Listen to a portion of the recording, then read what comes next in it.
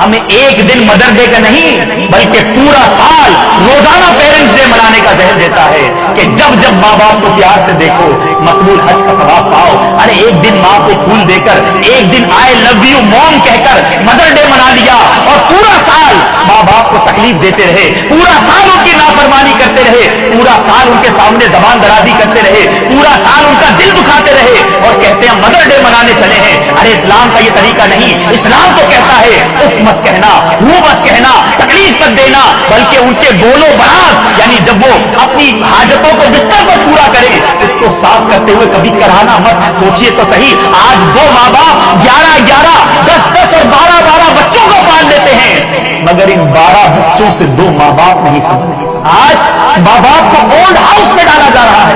پہلے ہم سنتے تھے کہ یورپین کنٹریز میں, امریکہ وغیرہ میں اولڈ ہاؤس بنے ہوئے ہیں, مگر معذرت کے ساتھ آج آپ کے ملک کے اندر اولڈ ہاؤس بن چکے ہیں. بچے اپنے بوڑھے ماں باپ کو اولڈ ہاؤسز میں ڈال دیتے ہیں. وہاں جو لوگ کام کرتے ہیں وہ بتاتے ہیں کہ ہمارے پاس بیٹا آتا ہے, اور آ کر جو آرگنائزر ہوتے ہیں اس اولڈ ہاؤس کے, اس سے کہتے ہیں کہ یہ عورت ہمیں روڈ سے ملی تھی, اس کو آپ داخل کر دیجیے. ایک بوڑھی ماں سے پوچھا کہ آپ یہاں کیسے آ گئی, تو وہ کہتی ہے کہ میرا بیٹا جو ہے وہ کہتا ہے ہمارے گھر میں جگہ نہیں. ہائے ہائے, ارے تف ہے اور اولاد پر کہ جس کے پاس ماں باپ کے لیے جگہ نہیں, اور وہ ماں جس نے 9 ماہ اپنے پیٹ میں ہمیں جگہ دی, کتنی تکلیفیں برداشت کری.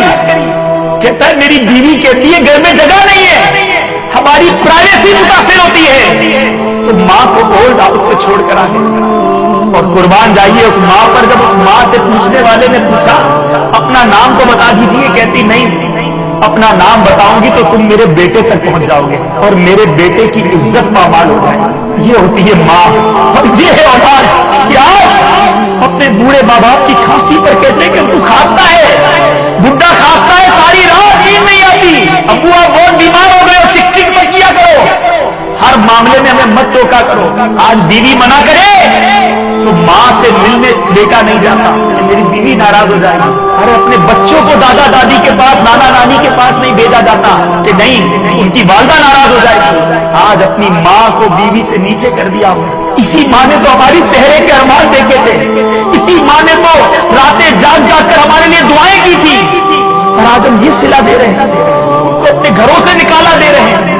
ارے کیا کریں گے, کیا منہ دکھائیں گے رب کے دربار میں کہ ماں باپ کی رضامندی میں رب کی رضامندی ہے, ماں باپ کی ناراضگی میں رب کی ناراضگی ہے. ارے یہ ماں دعا دے تو کیا کچھ نصیب نہیں ہو جاتا. آج ماں باپ ڈرتے ہیں کہ بیٹے سے بات کروں گا تو میرے سامنے چیخنا شروع ہو جائے گا, اس سے کیا بات کروں, تھوڑا سمجھاتا ہوں تو جھاڑنا شروع کر دیتا ہے. ارے ابو آپ کو نہیں پتا آج کل کے معاملات, آپ بیکورڈ آدمی ہو, آپ سے کیا بات کروں, آپ کو تو کوئی معلومات نہیں ہے, بات کرنے کا طریقہ نہیں ہے. ارے بولنا جس نے سکھایا اس سے اس طرح بات کی جاتی ہے. ماں ڈرتی ہے اپنی بیٹی سے کہ میں اس کے سامنے زبان اٹھاؤں گی, کچھ سمجھاؤں گی تو مجھے ڈانٹنا شروع کر دے گی. تو پھر اس اولاد پر کہ جس کے ماں باپ اس سے ڈرتے ہو. ارے ماں باپ کی دعائیں لیجئے, جب ماں دل سے دعا دیتی ہے نا تو بڑے بڑے طوفان ٹل جاتے ہیں, بڑی بڑی مصیبتیں دور ہو جاتی ہیں.